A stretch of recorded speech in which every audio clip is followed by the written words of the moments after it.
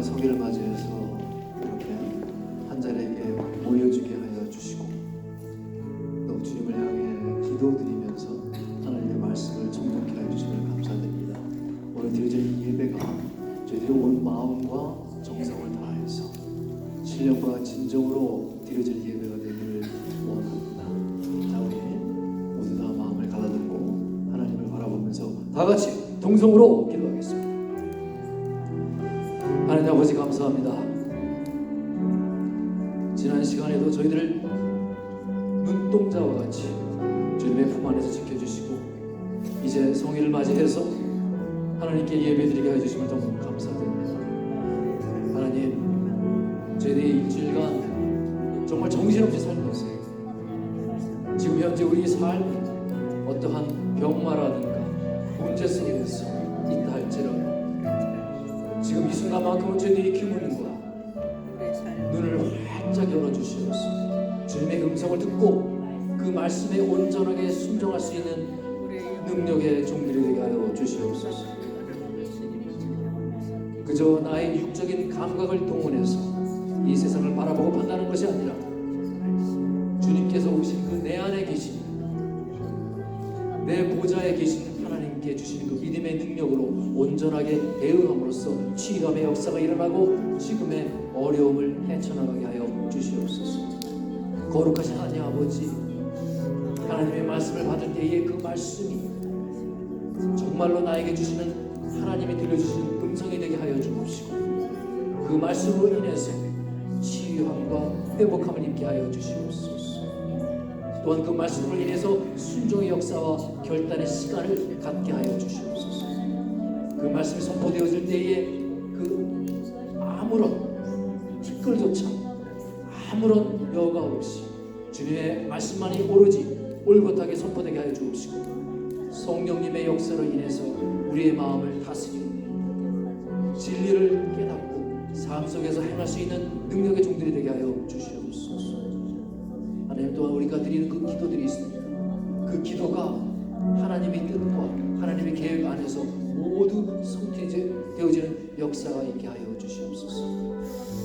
하나님, 이 시간 이 공간에 저희와 함께 머무시는 걸 믿사오며 빛되어진 우주 예수 그리스도의 이름으로 기도를 쌓옵나이다. 아멘. 찬송가 357장 다 같이 부르시겠습니다.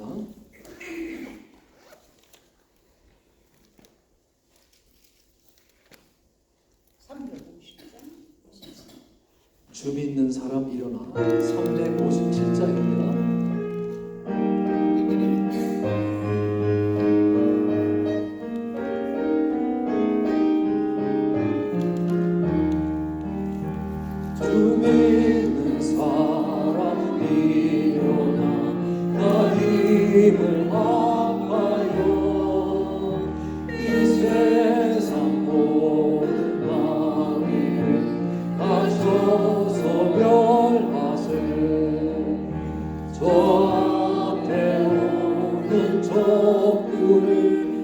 싸워 이겨라. 주 예수 믿는 믿음으로 온 세상 이기네. 믿음이 이기네. 믿음이 이기네. 주 예수를 믿으니 온 세상 온 인류 막이 되어 큰 죄에 빠지니 진리로 띠를 띠고서 늘 기도드리세. 참 믿고 의지하면서 겁없이 나갈 때 믿는 힘으로 온 세상 이기네. 믿음이 이기네. 믿음이 이기네. 주 예수를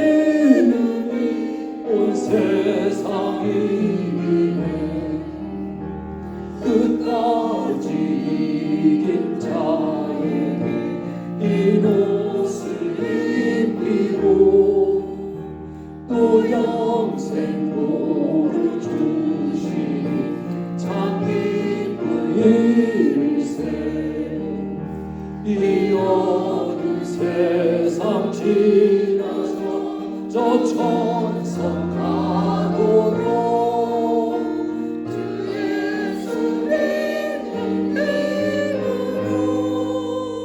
온 세상이 믿음이 이기네 믿음이 이기네 주 예수를 믿으니 온 세상이 이기네.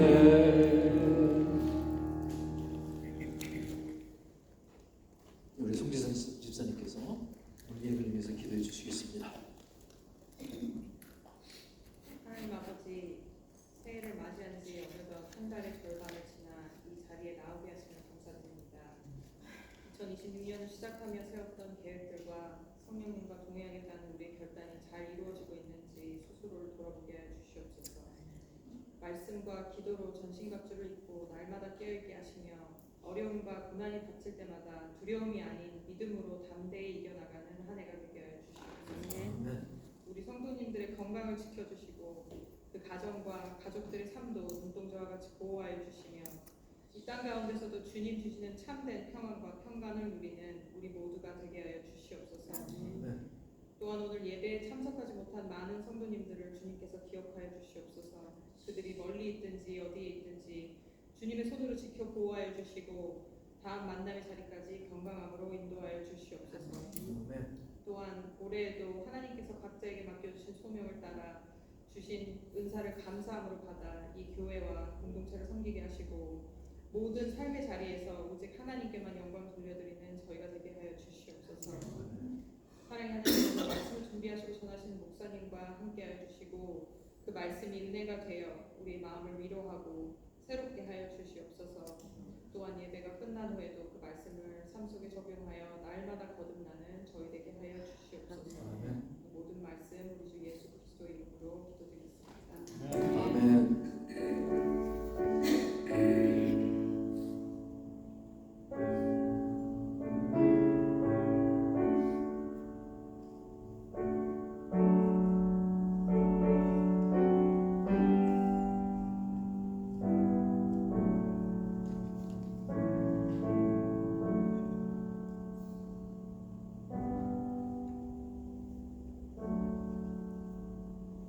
네, 기도 감사드립니다. 우리 공동체 소식 보겠습니다. 다 같이 주보 참석하시겠습니다. 우리 먼저 인사 나누시죠. 감사합니다. 사랑합니다. 감사합니다. 수요 예배 그리고 토요 예배 있습니다. 토요 새벽 기도회죠. 기억하시고 시간 나시는 분들 적극 참여해 주셨으면 좋겠습니다. 저 지난주에 토요 새벽 기도회 때 참석을 못하시던 전혀 반가운 의미로 오셔서 너무 큰 시간을 가졌습니다. 비록 본인이 못 가시더라도 다른 분들 독려하시고 그렇게 참여해 주셨으면 너무 좋겠습니다. 저희들이 그 후원하는 작은 교회 있죠. 아프리카 토교회 있는 교회입니다. 그 교회를 위해서 또 여러분들 기도해 주셨으면 좋겠습니다. 오늘 예배 후에 오늘은 친교 모임이 있죠. 친교 모임이 아니라 목장 예배가 있습니다. 예배 후에 우리 이은영 집사님 댁에서 장소를 집사님이 공개하시니까 다들 참여하셔서 좋은 시간 또 은혜로운 시간 또 가졌으면 좋겠습니다. 정기의 성가대 찬양 우리 순서 보시고 여기에 대해서 질문 있으신 분들 우리 최은아 집사님께 문의하시기 바랍니다. 그리고 우리 중국 기도팀이 여전히 기도를 하고 있으니까 기억하시고요. 우리 그 기도 제목도 나누시면 더욱 좋을 것 같습니다. 생명의 삶 큐티 2호로가 나왔어요. 아까 안 갖다 놓은 것 같은데 제가 이따 가지고 가겠습니다. 2호로 나왔으면 우리 말씀도 생활하는데 더욱 전념하는 한 해가 되었으면 참 좋겠습니다. 그리고 이제 리더십 세미나가 벌써 시간이 돼서 내일 제가 출발할 것 같습니다. 성도님 한 분이 감사하게도 이번에 참여해 주셔서 너무 감사드리고 점점 확대해서 많은 분들이 참여했으면 너무 좋겠어요. 왜냐하면 말씀드렸다시피 평신도를 위한 리더십 세미나입니다. 그래서 저희들은 이제 도와주는 역할을 가서 하는 거거든요. 그래서 이제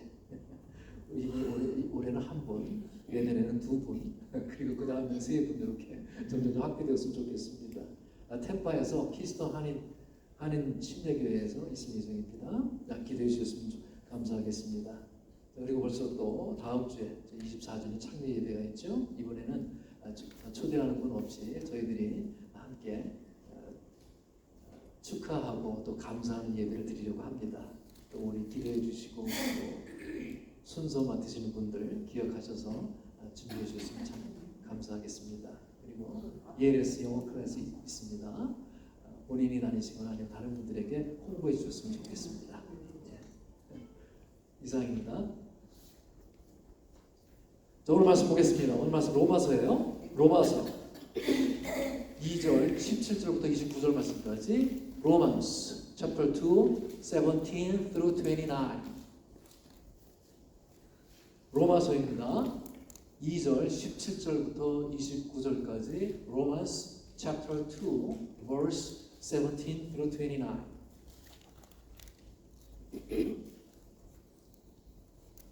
찾으셨죠? 재성이 신약 241쪽입니다. 먼저 선독해 주시면 제가 이어서 화답하겠습니다. 읽겠습니다. 이제야 너희는 내가 율법을 의지하며 하나님을 사랑하며 율법의 교훈을 받아 하나님의 뜻을 알고 지극히 선한 것을 분간하며 맹인의 길을 인도하는 자여 어둠에 있는 자의 빛이요 율법에 있는 지식과 진리의 모본을 가진 자로서 어리석은 자의 교사요 어린아이의 선생이라고 스스로 믿으니 그러면 다른 사람을 가르치는 네가 내 자신을 가르치지 않느냐 도둑질하지 말라 선파하는 내가 도둑질하느냐 간음하지 말라 말하는 내가 간음하느냐 우상을 가증히 여기는 내가 신전 물건을 도둑질하느냐 율법을 자랑하는 네가 율법을 흠없는 율법을 높이게 하느냐 기록된 바와 같이 하나님의 이름이 너희 때문에 이방인 중에서 모독을 받는도다. 내가 율법을 행하면 할례가 유익하 만일 율법을 범하면 내 할례는 할례가 된다 그런즉 무할례자가 율법의 규례를 지키면 그 무할례를 할례와 같이 여길 것이 아니냐. 또한 본래 할례자가 율법을 온전히 지키면 율법과 무상과 할례를 가지고 율법을 범하는 것을 장사하지 않느냐 무릇 표면적 유대인이 아니요 표면적 육신의 할례가 아니니라. 오직 진정적 유대인이며 할례는 다음에 할지니 여기 있고 율법 전에 있지 아니할 것이라. 그 칭찬이 사람에게서가 아니요 다만 하나님에게서니라. 아멘. 하나님 말씀입니다. 성가대 찬양이 있겠습니다.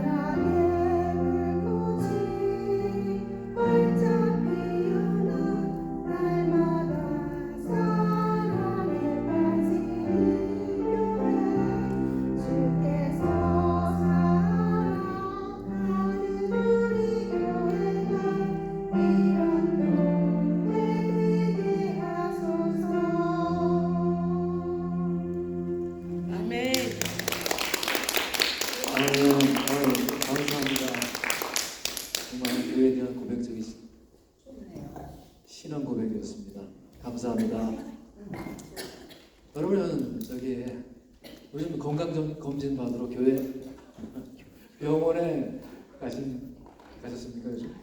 보통 이제 한 6개월이나 어떤 분은 1년에 한 번, 또 어떤 분은 한 3개월에 한 번씩 가시는 분도 계시죠? 이제 몸이 안 좋아서 정규 건강검진을 받으러 병원에 갔는데 안 좋은 결과를 의사로부터 받았어요. 자, 그러면 여러분 어떤 기분이 드십니까? 오늘 말씀 보니까 우리와 우리 교회에 대해서 하나님 말씀을 통해 감추어진 어쩌면 참 고통스러운 그런 실상을 보여주고 있습니다. 만약 여러분이 건강검진이 아니라 여러분의 신앙 상태를 하나님 앞에서 한번 검사를 받아본다라고 상상을 해보십시오. 자, 여러분 어떠한 진단을 받게 될 것 같습니까? 우리 주님께서 여러분에게 이제 청진기를 딱 대고 우리의 신앙을 이렇게 검진하는 것이에요. 아주 문제가 없는 건강한 결과가 나올까요? 아니면 아주 심각한 상태의 진단이 나올까요? 여러분, 우리는요 늘 우리의 신앙 상태를 돌아보아야 합니다.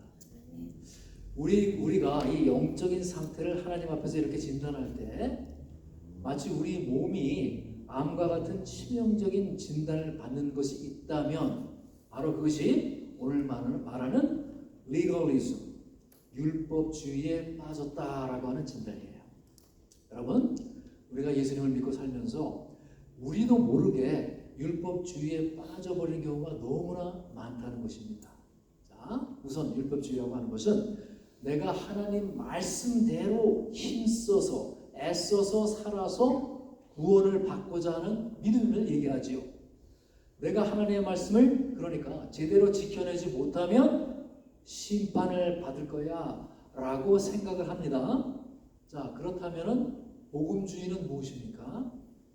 우리가 예수님을 나의 my Lord, 구주로 영접을 하면 누구든지 하나님의 은혜로 구원을 받는다는 것이지요.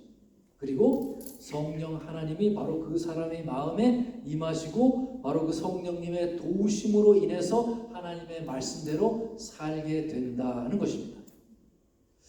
하나님의 말씀대로 산다는 점에서 볼 때는 율법적인 신앙이나 복음적인 신앙이나 뭐 좀 같아 보입니다. 그런데 이 둘은 아주 굉장한 차이가 있지요.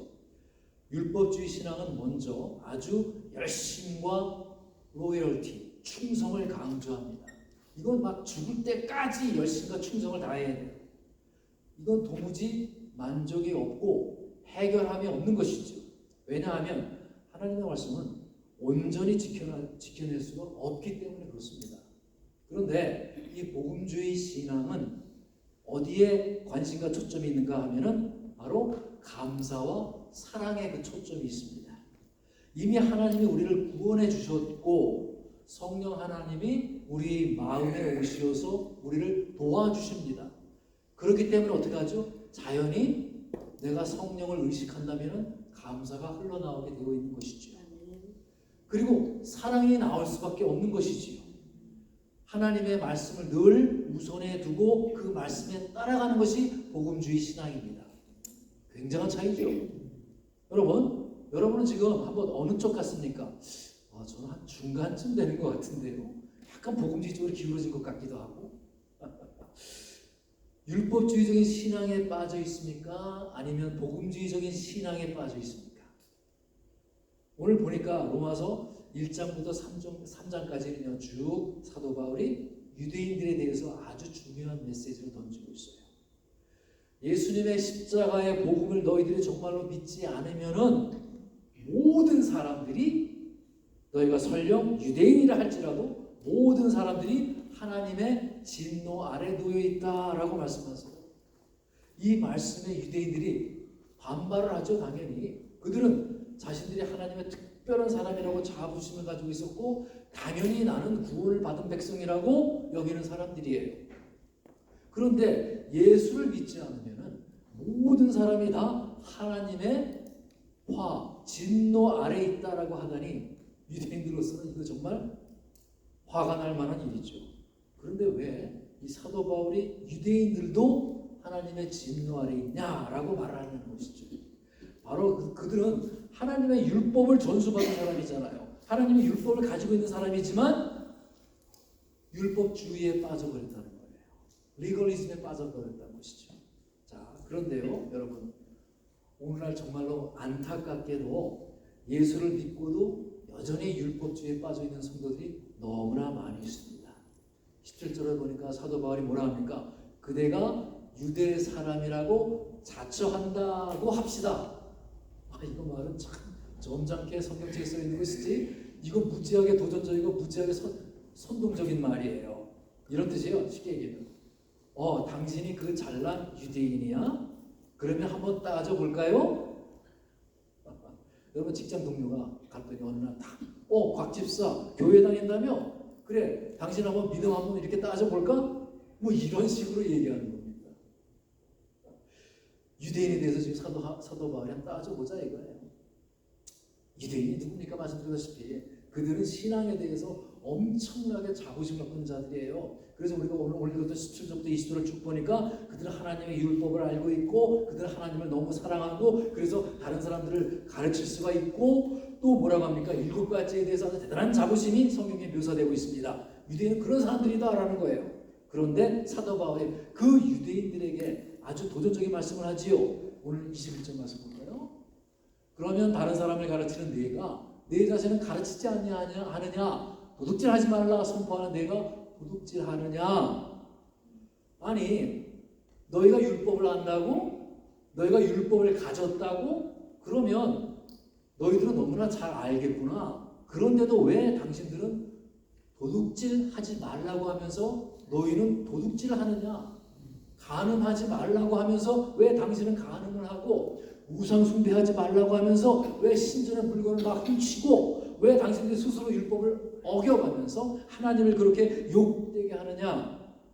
한마디로 뭐라고 하는 거예요? 너희들은 위선자다. You are hypocrite.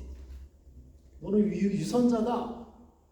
몰라서 지키지 못하는 불신자보다 훨씬 더 나쁜 사람들이야. 이렇게 얘기합니다.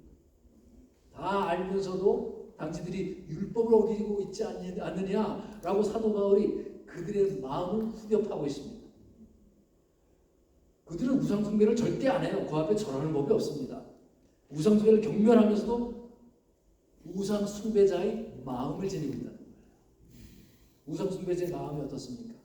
그 우상으로부터 어떻게든지 내가 돈을 버는 복을 바라지요. 그 우상으로부터 내가 권력을 얻고 싶고, 우상으로부터 남을 지배하고 싶고, 우상으로부터 내가 쾌락을 누리고 싶고, 또 내가 하고 싶은 마음대로 그 욕심을 갖고 그런 마음으로 우상을 숭배하잖아요. 그 마음이 너희와 같다는 거예요. 그런데 유대인들이 우상 앞에 겉으로 보기에는 절은 하지 않고 거룩한 척하지만 그 마음의 욕심이 똑같다는 것입니다. 우상 숭배자나 유대인이나 권력욕, 무욕, 명예욕, 남을 지배하고 싶은 마음, 쾌락을 누리고 싶은 마음 다 똑같다는 거예요. 그런데 정말이지 오늘날에도 여러분, 그리스도인이 제대로 자기의 믿음을 지키지 못하게 되니까 율법적인 종교로 빠지는 분들이 많이 있습니다. 유대인들이 이런 율법주의에 빠지는 가장 두드러진 특징 가운데 오늘 지적하는 게 무엇이죠? 할례에 관해서 얘기하는데 그들은 할례를 아주 자랑스러워해요. 유대인들은 자기들이 할례 받은 것을 엄청 잘합니다. 태어난 지 8일 만에 할례를 하지요. 우리가 보기에는 좀 이상하죠. 할례 받은 게 왜 자랑스럽습니까? 하지만 유대인들에게는 매우 심각하고 이건 다른 문제입니다. 왜? 할례 받았다는 것은 하나님의 백성이 된 증거라고 생각을 해요. 그리고 할례 받지 않는 사람들, 그 사람들을, 이방인들을 어떻게? 개 취급을 합니다. 그런데 사도 바울이 그들이 이처럼 개 취급하는 할례 받지 않은 사람들, 무할례자들이 너희 유대인들보다도 하나님의 율법을 더 잘 지킬 수 있다라고 말씀하는 거예요. 그러니 유대인들이 이거 기가 찰 노릇이에요. 오늘 말씀 25절 26절 볼까요? 내가 율법을 행하면 할례가 유익하나 만약 율법을 범하면 내 할례는 무할례가 되느니라. 그런즉 무할례자가 율법의 규례를 지키면 그 무할례를 할례와 같이 여길 것이 아니냐. 유대인들은 이 말 자체부터 벌써 막 화가 들끓기 시작하는 거예요. 율법을 다 지키면서 할례를 받는다면 할례가 유익하겠지. 그런데 할례를 받았는데도 너희처럼 율법을 지키지 않으면 그거 무슨 소용이 있어? 라고 하는 거예요. 할례를 받지 않은 사람이 율법을 지키면 그 사람이 할례를 받은 너희들과 마찬가지라는 것이죠. 유대인들은 정말 상상도 안 되는 일이에요. 할례를 받지 않은 이방인들이 어떻게 할례 받은 자보다 더 율법을 지킬 수가 있어? 이건 유대인들에게서는 정말 납득이 안 되는 이야기입니다. 여러분, 할례를 받는다는 것은요, 하나님이 너희를 하나님의 백성으로 삼아주겠다라고 하는 증거이고 표식입니다. 그러니까 어떻게 해요? 감사가 나오는 거지요. 감사합니다 하나님, 나 같은 자가 하나님께 과분한 은혜를 받았습니다라고 하나님께 고개 숙여 감사하는 것이지요. 그것뿐이지 뭐 할례 받은 걸 가지고 무슨 훈장 받은 것처럼 막 자랑을 하고 할례 받지 못한 자들을 무슨 막 심지어는 개 취급을 하면서 하는 것이 오히려 하나님을 진노케 한다는 것입니다. 이 할례 받는 것과 오늘날의 그 정신으로 비춰볼 때 침례 받는 것이 일맥상통합니다. 우리 같아요. 그런데 아유 박 집사 알고 보니까 당신 침례 안 받았다며? 아 믿음이 부족하구만. 이렇게 하면서 막 무시하고 내가 더 나아 영적으로 뭐 이렇게 여기지 말라는 것이죠. 물론 침례가 중요합니다. 매우 중요하죠. 하나님이 세우신 것이죠. 나는 지옥에 갈 수밖에 없는 그런 죄인인데 하나님께서 그 침례를 통해서 내가 하나님의 자녀라고 확정해 주시는 거예요. 그러니 어떻게 해요? 감사하는 거죠. 너무 감사하죠. 감사하고 그 큰 하나님의 사랑을 받았으니까 그 사랑으로 이제 다른 사람을 사랑하라 라고 주신 거예요. 고린도전서 볼까요? 1장 29절 말씀입니다. 이는 아무 육체도 하나님 앞에서 자랑하지 못하게 하려 하심이라. 하나님은 자랑하는 것을 너무 싫어하십니다. 그런데 이 율법주의자 리거리즘의 특징이 뭐냐? 자기도 율법을 지키지 못하면서 은근히 이런저런 것에 대해서 덮으려고 자랑을 합니다. 목사가 되면은 목사가 된 것을 자랑하고요. 집사가 되면은 집사 된 것을 자랑하고 은근히 권사임을 자랑하고 침례받은 것을 또한 자랑합니다. 사람은 타락한 이후에 율법을 온전히 지켜서 의로워질 수 없다라고 성경에서는 못을 박았습니다. 그런데 이 율법주의자들은 율법을 다 지킴으로 인해서 나는 의인이 될 수 있다라고 해요. 그러니 생각해 보세요. 얼마나 힘이 들겠어요. 율법주의한 신앙생활을 하는 사람들이 힘들 수밖에 없지요. 무거운 짐을 지고 가는 거예요. 안 되는 것을 내가 막 해보려고 하니까 그리고 그들은 열심히 신앙생활을 하면서도 어떻게 끊임없이 좌절할 수밖에 없지요. 그래서 내가 안 된다, 못한다 생각이 마음에 들어요. 그러니까 위선적으로 빠질 수밖에 없어요. 실제로 내가 그렇게 못하면서 겉으로는 어떻게 해요? 신앙생활을 잘하는 척 하면서 자꾸 사람들에게 보이려고 합니다. 그리고 다른 사람들을 너 그러면 안 되지 라고 정죄하면서 스스로는 두려움이 생기죠. 왜? 자기의 실상이 드러나버릴까요? 반면에 율법주의의 반대, 즉 은혜의 생활을 하는 사람들은 십자가의 복음으로 인해서 내가 은혜를 받아요. 은혜 생활을 하는 사람의 특징이 뭐라고 그랬죠? 감사와 사랑이라고 그랬잖아요. 그것이 바로 성령 하나님이 내 마음에 계시니까 내 마음이 어떻게 돼요? 내 양심이 어떻게 됩니까? 뒤집어집니다. 밭이 기경되듯이 바꾸어집니다. 그 특징이 나타나는 것이 바로 감사가 나타나고 사랑이 나타나는 것이에요. 이것을 바로 다른 말로 오늘 성경 말씀에 마음의 할례를 받았다라고 하는 것입니다. 29절 말씀 보실까요?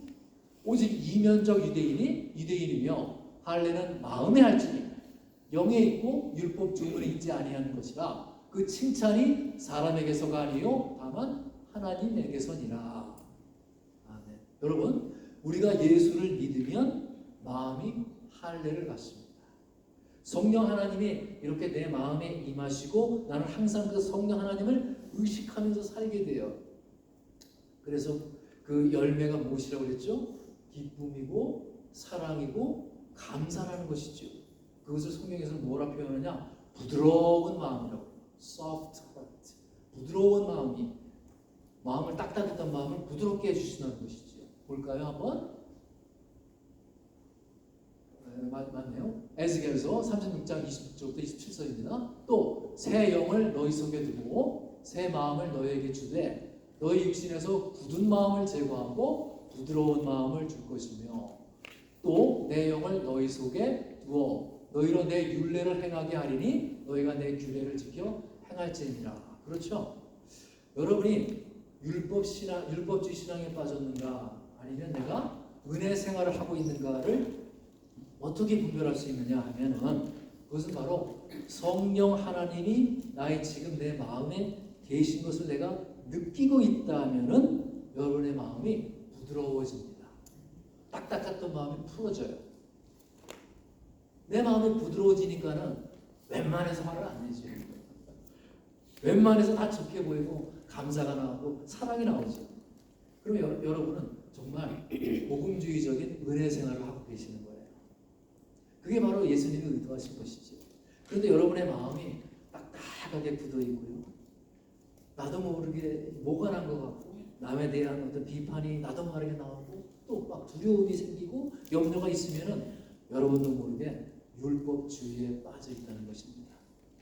정말 성령 하나님이 우리 마음에 오시면요.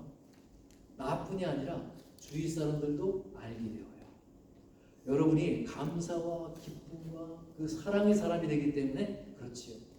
마음이 변하는 것은 사람들이 이제 옆에 특히 가까운 사람들이 알게 되지요. 여러분도 알지만 주변 사람들이 알게 됩니다.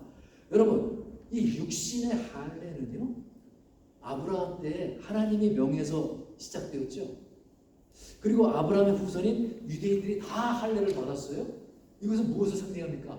이제 너는 완전히 내 것이라고 하나님이 인치시는 거예요. 이 세상에 대해서 너는 죽은 거야. 이제 너는 내 것이고 나의 백성이다. 그 증거로 할례를 하게 하신 것입니다. 우리가 예수를 믿으면 이 육체의 할례를 이제 받을 필요가 없지요. 그러나 마음의 할례가 임합니다. 예수를 믿으면 그 성령 하나님이 우리에게 오시지요. 성령 하나님이 내 마음에 오시면은 그것을 마음의 할례라고 합니다. 너는 이제 이 세상에 대해서 너는 정말 죽은 자야. 그리스도와 함께 죽었고 그리스도와 더불어 함께 다시 태어난 거야. 너는 이제 내 것이야. 내가 내 마음에 주님으로 이렇게 임했지 않니? 라고 하는 것이죠. 골로새서 말씀 볼까요? 2장 11절 말씀. 또 내 안에 너희가 손으로 하지 아니한 할례를 받았으니 곧 육의 몸을 벗는 것이요 그리스도의 할례니라. 여러분, 우리가 예수를 믿을 때 우리 마음에 이처럼 할례가 일어난다는 것입니다. 성령 하나님이 임하십니다. 그러니까 삶이 점점 바뀌겠지요. 예수를 잘 믿는지 안 믿는지 열심으로 평가해서는 안 돼요. 왜냐? 물론 열심히 하는 건 중요합니다. 그러나 열심만 가지고는 한계가 있다는 것이죠. 정확하게 알 수가 없어요. 왜? 율법주의자들도 열심을 내니까요. 유대인들은 할례 받는 정도가 아니에요. 막 금식도 철저히 하고 각종 절기, 대회, 무슨 뭐 성회 반드시 지킵니다. 그렇게 열심히 그렇게 절기를 지키고 신앙생활을 하는 이유가 어디 있죠? 율법을 지킬 자신이 없으니까 자꾸 그런 것들을 가지고 내가 마음의 위안을 받는 거예요. 그러면서도 계속 어떻게? 마음이 불안해져요. 우리가 예수를 믿으면서도 그렇게 믿는 사람들이 있다는 거예요. 쓸데없는 걸 자랑하는 거지요. 예수 믿으면서 마음의 심령이 온전히 거듭나지 못한 상태에서 겉으로만 보이는 것으로만 잘하는 것으로 자꾸 덧입히려고 합니다. 남들의 눈을 막 의식 많이 하지요. 그리고 교회에서 특히 사람들에게 인정받으려고 무단히 애를 씁니다. 사실 성도님들이 다 그런 거 보이지요. 모르는 척할 뿐이지. 여러분, 율법주의 신앙에 빠지면요, 그런 쓸데없는 위선에 빠지게 될 거예요. 나도 모르게. 진짜 중요한 것들은 따로 있는데, 정말 중요한 것은 무엇이죠? 사람들, 나의 가족이나 다른 사람들이 나를 보고 하나님께 영광을 돌리는 것입니다. 사람들이 나를 보면서 하나님이 믿고 싶어지는 거예요. 그건 정말 자랑할 만한 내용이지요. 그런데 유대인들 보세요. 그렇게 열심히 신앙생활을 하면서도 역사적으로 볼 때 2000년간 그들은 조그만 땅떼기도 없이 흩어져 살던 민족이었어요. 그런데 그들이 국가를 위해서 살아간다는 거, 이거 세계에서 유례 없는 사건입니다. 그렇게 하면서도 그렇게 율법을 지키려고 애를 쓰는데도 세상 사람들이 유대인이 아닌 세계 각국들의 반응이 어때요? 그들이 믿는 하나님을 좋게 여겼습니까? 역사 속에서 얼마나 많이 그들이 미움을 받았습니까? 물론 단순한 문제는 아니지만 유대인 스스로가 살아가는 그 삶을 통해서 다른 이방 민족들이 마음에 좋게 여기질 않았어요. 이런 결과가 나왔죠. 이미 성경에서 로마서 2장 24절 오늘 말씀이죠. 기록된 바와 같이 하나님의 이름이 너희 때문에 이방인 중에서 모독을 받는다. 이런 일이 일어나는 것이죠. 이것이 바로 율법주의의 아주 심각한 문제라는 거예요.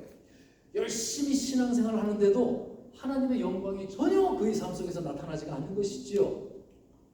한국 리서치가 이제 매년 조사하는 것이 있는데 이번 2025년도 것을 보니까 뭐 전년도 거하고 이년도 거하고 큰 차이는 없더라고요.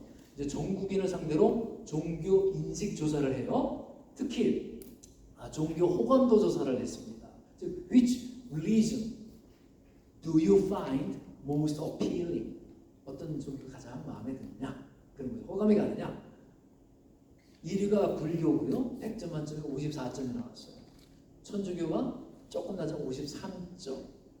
기독교는 몇 점 나왔겠습니까? 100점 만점에 34점이 나왔어요.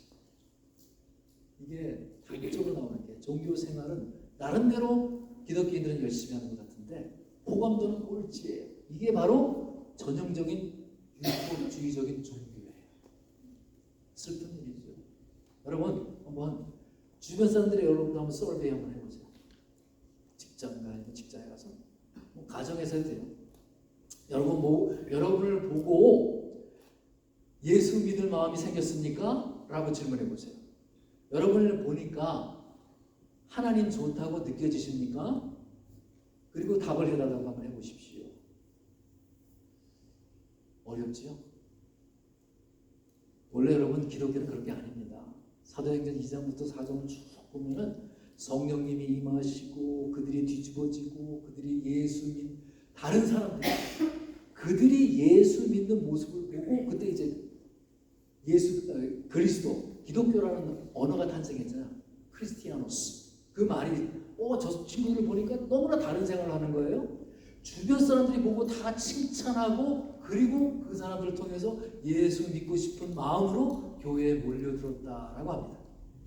여러분, 그러니 그리스도인이라면 우리가 신앙을 수시로 돌아봐야 돼요. 점검해볼 게 참으로 많이 있죠. 제일 먼저 점검해야 할 게 무엇입니까? 단연 worship, 예배입니다. 매주마다 드려지는 이 예배가 여러분 진짜 마음으로 드려지는 예배입니까? 진정으로 여러분은 뭔가 마음으로 신령과 진정으로 드려지는 그 예배입니까?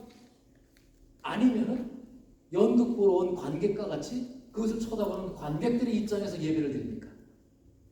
요한복음 4장 24절입니다. 하나님은 영이시니 예배하는 자가 영과 진리로 예배할지니라. 온 마음과 정성을 다하여 드려지는 예배여야 한다는 것이지요. 여러분은 경기장 스타디움에 모여있는 그 경기를 지켜보는 관객들이 응원하는 사람들이 아니지요. 예수께서 말씀하신 그 영과 진리로 드리는 예배는 어떠한 형식과 분위기에 머무는 그런 예배가 전혀 아니에요. 성령님의 인도하심 속에서 우리 중심이 하나님께 예배를 한다라는 뜻이에요. 영으로 예배한다라고 하는 뜻은요, 나의 감정이나 어떤 습관으로 드려지는 것이 아니다. 살아계신 하나님 앞에 내가 서 있다라고 하는 거룩한 인식 컨셉으로 마음을 여기는 것입니다. 진리로 드린다라고 하는 것은 무엇입니까? 나의 생각이라든가 나의 편리함이 아니라 하나님의 말씀에 내 자신을 비추어 보고 그 말씀에 순종하는 태도로 나아가는 것을 이야기합니다. 그러므로 예배라고 하는 것은 잠시 내가 1시간 동안 드려지는 그러한 종교 행사가 아니라 우리 삶 전체가 들어 올려지는 신앙 고백이 되어야 한다는 것입니다. 믿습니까? 그런가 하면 여러분 계속 제가 광고 시간에 말씀드리지만 하루에 여러분 단 10분이라도 아무리 바쁘셔도 10분이라도 시간을 내셔서 말씀을 묵상하시기 바랍니다. 여러분 말씀을 묵상해야 말씀을 곱씹어야 하나님의 마음을 비로소 알 수가 있어요. 여러분이 말씀을 묵상하고 곱씹어야 하나님이 나를 향한 계획을 조금씩 알 수가 있어요. 그러면 여러분 몰라요. 왜 신앙생활 가운데 이렇게 하나님 앞에서 온전히 마음을 드리는 것이 이렇게까지 중요하냐? 왜냐하면요, 그 능력이 그때부터 나오기 시작하기 때문에 그렇습니다. 어떤 사람이 이제 뭐 수행자라고 하겠죠. 진리의 말씀을 얻고자 이제 한 수도사를 찾아갔어요. 그러면서 이제 수도사에게 물어보는 거예요. 지금 내가 절벽에 매달려 있지만 곧 떨어질 것 같습니다. 어떻게 해야 할까요? 그랬더니 그 수도사가 말합니다. 손을 놓게. 죽으라는 얘기 아닙니까?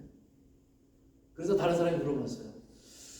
지금 벼랑 끝에 간신히 서서 버티고 있는 중입니다. 어떻게 해야 될까요? 또 이야기합니다. 그렇다면 한 걸음 더 내딛게. 이것도 절벽에 떨어져 죽으라는 얘기죠. 그 말은요, 내가 날마다 펼쳐지는 그 일상 속에서 작게라도 죽는 연습을 해야 한다는 것입니다. 고린도전서 15장 31절인가요? 거기 보면은 사도 바울이 그러지 않습니까? 외치지 않습니까? 나는 날마다 죽노라. 날마다 죽는 연습을 해야 된다는 거예요. 왜 벼랑 끝에 바둥바둥 매달리지 말고 손을 놓아야 합니까? 왜 절벽 끝에 서 있는데 한 걸음을 더 내딛어서 떨어져야 합니까? 죽는 연습을 해야 한다는 것이지요. 왜 이런 말을 굳이 하지요? 아무도 불교 신자든 힌두교 신자든 유교 신자든 잘 안 죽어요. 기독교 신자도 마찬가지예요. 잘 안 죽어요. 그러니까 다른 종교인들은 이처럼 날마다 죽는 연습이 뭐예요? 그걸 고행이라고 하지. 고행을 통해서 자기 수행을 통해서 자기 몸부림을 통해서 무엇인가를 깨달으려고 합니다. 그런데 주님은 무엇라고 말씀하십니까? 스가랴서 볼까요? 스가랴서 4장 1절 말씀. 그가 내게 대답하여 이르되 여호와께서 스룹바벨에게 하신 말씀이 이러하니라.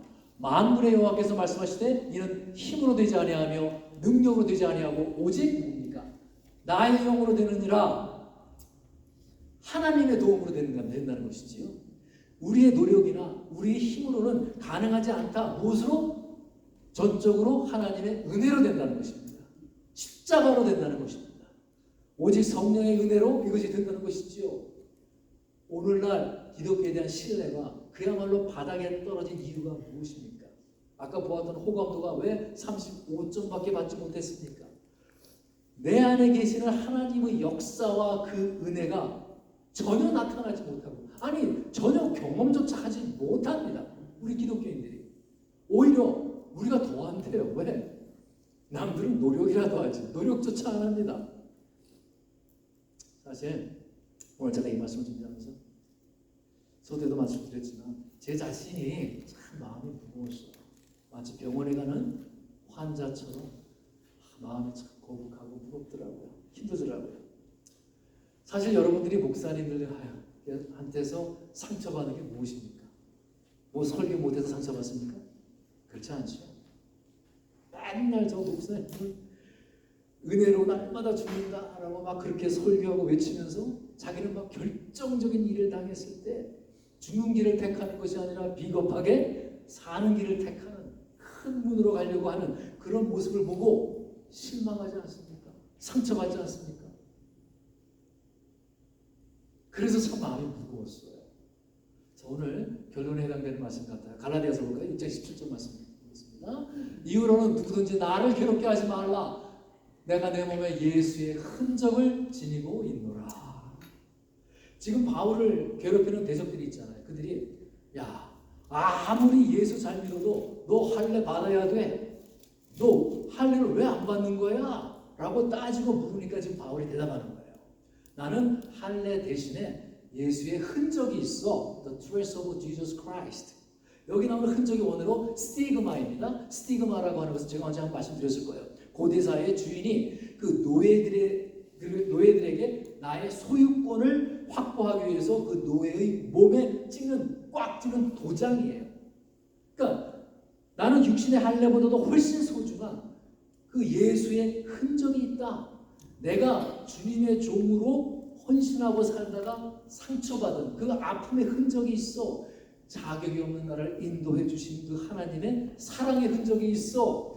나에게 그 주님에 대한 감사의 흔적이 있어. 이렇게 얘기하는 것이죠. 여러분, 이처럼 예수 그리스도의 흔적이 여러분에게 있습니까? 최근에 서울 모교회에서 개혁 전야제라고 하는 그 행사를 열었어요. The Eve of Martial Law, 개혁 전야제. 개혁을 주제로 한 연극 공연을 펼쳤는데요. 그런데 그 연극에서 그 내용 중에 현직 대통령을 조롱한다는 이유로 해서 극우 선동 교회 규탄 대회, 극우 선동 교회 규탄 대회를 열었어요.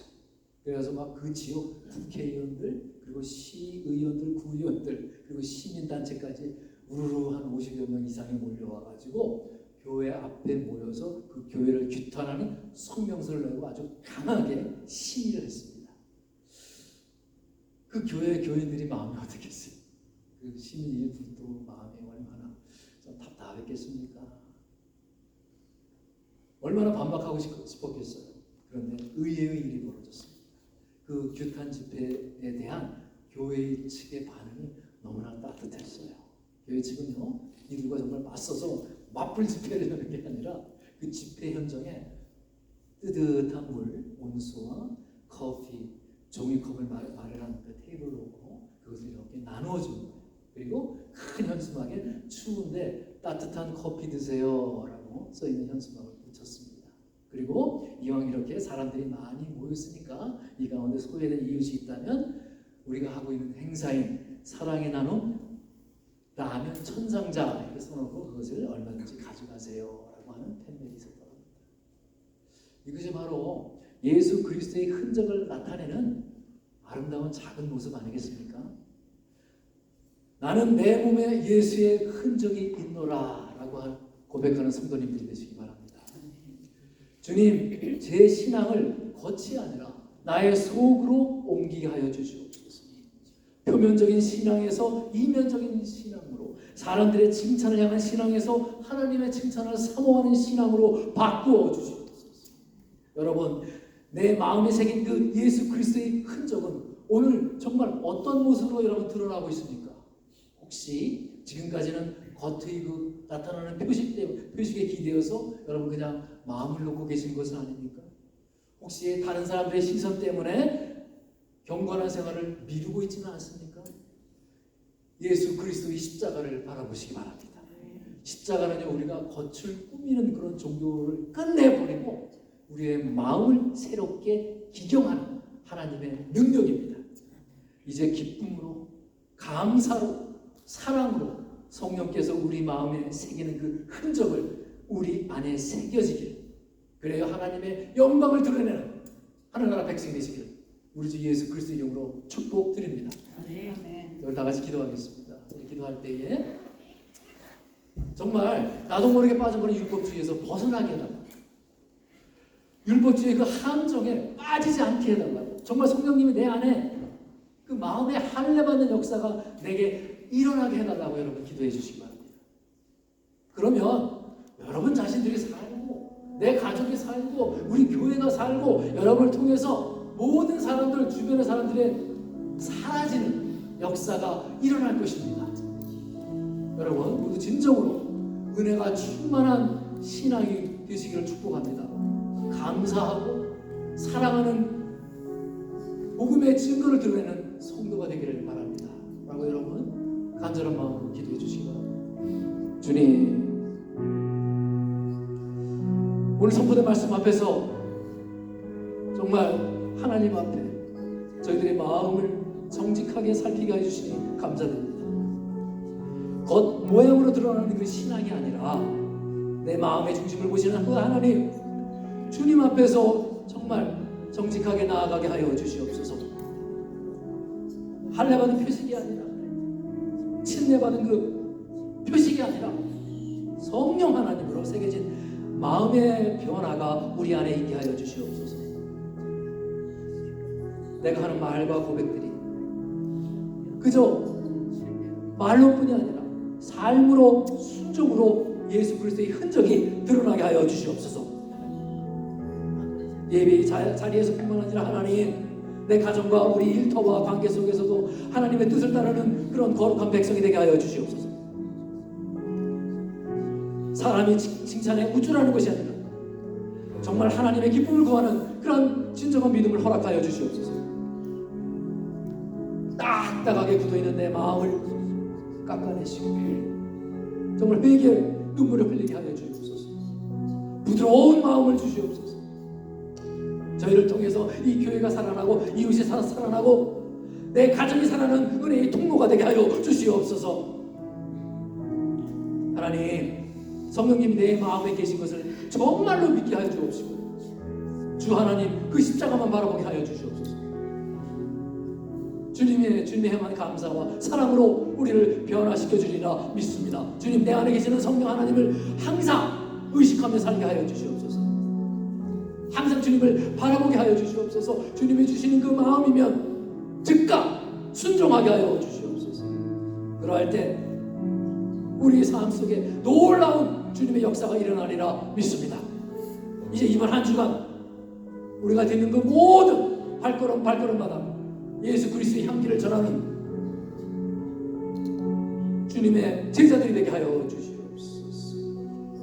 저희들을, 이 못난 저희들을 당신의 소유로 삼으신 예수 그리스도의 이름으로 기도드렸사옵나이다. 아멘.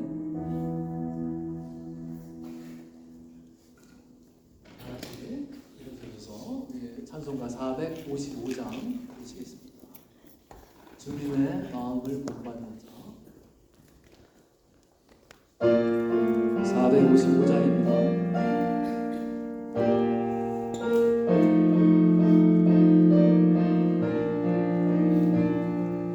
주님의 마음을 본받는 자, 그만의 평강이 찾아오는 험악한 세상을 이길 힘이 하늘 나부터 이 땅이로다. 주님의 마음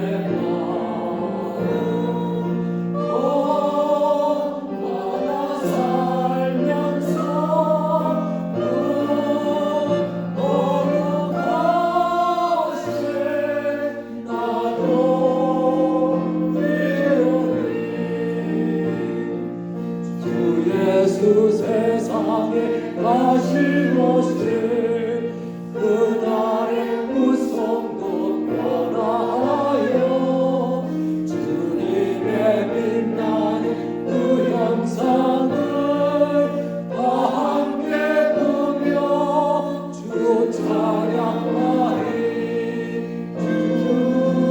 주님의 마음 나가 살면서 거룩하신 나도 이루리.